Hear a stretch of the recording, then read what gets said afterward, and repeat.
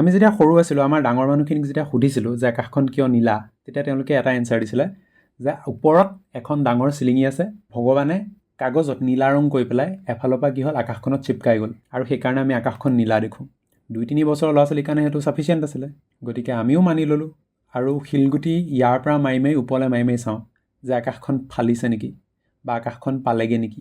লগতে ডাৱৰবিলাকলৈও মাৰিছিলোঁ, ডাৱৰলৈ মাৰিলে কি হয় বা ডাৱৰটো তললৈ নামি আহেই নেকি বা। তো সেই তেনেকৈ চিন্তা কৰিছিলোঁ। পিছত লাহে লাহে যেতিয়া ডাঙৰ হ'লোঁ তেতিয়া তাৰ একচুৱেল এনচাৰটো বিচাৰি পালোঁ। বাৰু যি হওক, এইটো ভিডিঅ'ত আমি আকাশৰ ৰংটো কিয় নীলা সেইটোৰ ওপৰত ডিটেইলকৈ আলোচনা কৰিম। এই কুৱেশ্যনটো তোমালোকৰ মেট্ৰিকতো আহিব পাৰে, বেলেগ বেলেগ কুৱেশ্যনটো আহিব পাৰে, বা এনেও আমি ইন জেনেৰেল জানিবই লাগে।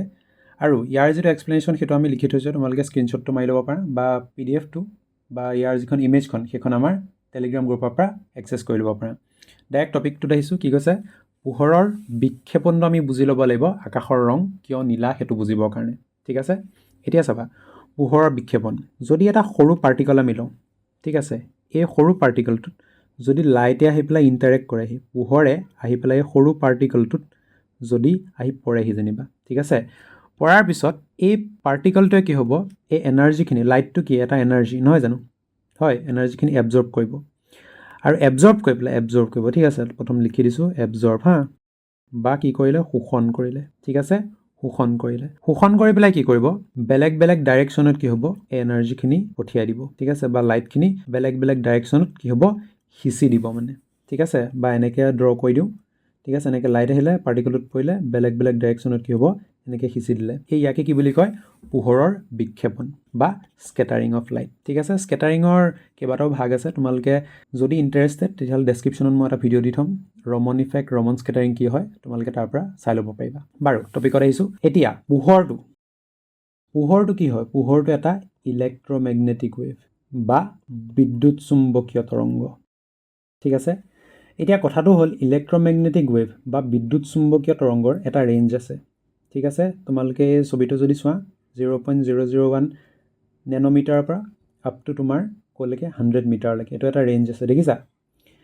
এই ৰেঞ্জটোত কি হ'ব, এই ৰেঞ্জটোৰ এটা মাজৰ অকণমান ছেগমেণ্ট, এইখন দেখিছানে, এই জেগাখন, ঠিক আছে, এইখন কি, এইখন ভিজিবল লাইটৰ ছেগমেণ্ট, ঠিক আছে, বা আমি এনেকৈ কওঁ যে 400 নেন'মিটাৰ, 400ৰ পৰা 700 নেন'মিটাৰ হয়, ইমানটো তৰংগ দৈৰ্ঘ্যৰ বা ৱেভ লেন্থৰ বিদ্যুৎ চুম্বকীয় তৰংগক আমি কি কওঁ, ভিজিবল লাইট বুলি কওঁ।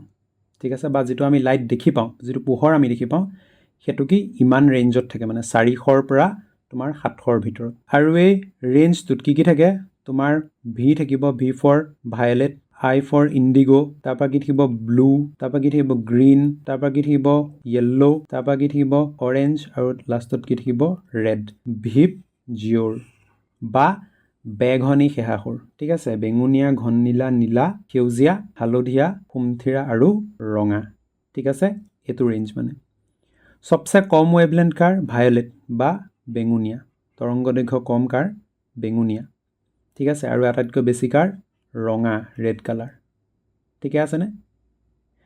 এতিয়া ইণ্টাৰেষ্টিং কথাটো হ'ল, এই যিটো কম তৰংগ দৈৰ্ঘ্যৰ পোহৰ, ঠিক আছে, ই যেতিয়া কোনো সৰু পাৰ্টিকলৰ লগত ইণ্টাৰেক্ট কৰে বা কোনো সৰু পাৰ্টিকলত যেতিয়া পৰে, তেতিয়াহ'লে ই লাইটটো বেছিকৈ স্কেটাৰ কৰে, বেছিকৈ বিক্ষেপিত কৰে।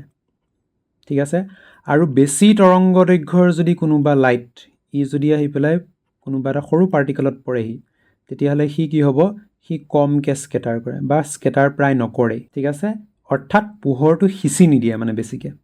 হয়, এতিয়া এইখন যদি পৃথিৱী বুলি ধৰা আৰু এইটোক যদি আমাৰ এটমছফিয়াৰ বুলি ধৰা, ঠিক আছে, আমাৰ বায়ুমণ্ডল বুলি ধৰা এইটোক, এই বায়ুমণ্ডলত কিছুমান সৰু সৰু পাৰ্টিকল থাকিব, হয়নে? এই পাৰ্টিকলবিলাকৰ ছাইজটো বহুত সৰু। এতিয়া লাইট আহি পেলাই, যেতিয়া পোহৰ আহি পেলাই এনেকুৱা পাৰ্টিকল এটাত খুন্দা মাৰিব, ঠিক আছে, তেতিয়া এই যিখিনি কম ৱেভলেন্থৰ পোহৰ, কম তৰংগ দৈৰ্ঘ্যৰ যিখিনি পোহৰ, তাহাঁতি কি হ'ব, তাহাঁতি বেছিকৈ সিঁচৰিত হ'ব। কোনবিলাক বেছি সিঁচৰিত হ'ব? নীলা হৈ গ'ল, ঘন নীলা বা বেঙুনীয়া, এই ৰংবিলাক কি হ'ব, বেছিকৈ সিঁচৰিত হ'ব। ঠিক আছে, আৰু ৰঙা, হালধীয়া এইবোৰ কমকৈ স্কেটাৰ বা বিক্ষেপিত হ'ব। ঠিকে আছে, গতিকে থিয়ৰিটিকেলি আমি কি দেখিব লাগে, আমি গোটেই এটমছফিয়াৰটো, আমি গোটেই বায়ুমণ্ডলটোত, আমি মানে ওপৰত আকাশত আমি কি ৰং দেখিব লাগে, ভায়লেট বা ব্লু কালাৰ। ঠিক আছে, বেঙুনীয়া, নীলা এনেকুৱা কালাৰ আমি দেখিব লাগে। কিন্তু কি হয়, এই বেঙুনীয়া ৰংটো আমাৰ চকুৰ কাৰণে সিমান চেঞ্চিটিভ নহয়। আমাৰ চকুকেইটাৰো কথা কিছুমান আছে নহয়, হয় নাই? আমাৰ চকুকেইটা কি, আমাৰ চকুকেইটা তোমাৰ নীলা ৰংটোৰ কাৰণে বেছি সংবেদনশীল। ঠিক আছে, নীলা ৰংটো আমাৰ চকুকেইটা বেছি দেখি পায় বেঙুনীয়া ৰঙতকৈ। আৰু প্লাছ কি হয়, এই বেঙুনীয়া ৰংটো এটমছফিয়াৰত অলপ শোষণো হৈ যায়। গতিকে ফাইনেলি আমি কি দেখি পাওঁ, আকাশখনৰ কালাৰটো আমি কি দেখি পাওঁ, আমি নীলা দেখি পাওঁ। ঠিক আছে, আকৌ প্ৰথম পৰা কৈ দিছোঁ, কি হয়, লাইট স্কেটাৰ হয়। ঠিক আছে, ব্লু লাইটটো চবচে বেছিকৈ স্কেটাৰ হয়, বেছিকৈ বিক্ষেপিত হয়। এটমছফিয়াৰত থকা পাৰ্টিকলবিলাক আমাৰ বহুত সৰু সৰু। ঠিক আছে, যিহেতু ব্লু লাইটটো চবচে বেছিকৈ স্কেটাৰ হয়, চবচে বেছিকৈ যিহেতু সিঁচৰিত হৈ যায়, গতিকে কি হয়, এটমছফিয়াৰত আমি কি দেখি পাওঁ, ব্লু কালাৰটো দেখি পাওঁ। ভায়লেটটো হয়, কিন্তু ভায়লেটটো আমাৰ চকুৰ কাৰণে সিমান চেঞ্চিটিভ নহয়। গতিকে আকাশখনৰ কালাৰটো আমি কি দেখোঁ, নীলা দেখোঁ। গতিকে আশা কৰোঁ তোমালোকে টপিকটো বুজি পাইছা চাগে। যদি হয় কমেণ্ট বক্সত জনাবা, কিবা বস্তু থাকি গ'লে জনাবা। চ' ইমানেই আছিলে। Thank you so' much for ৱাচিং। Stay curious, keep learning.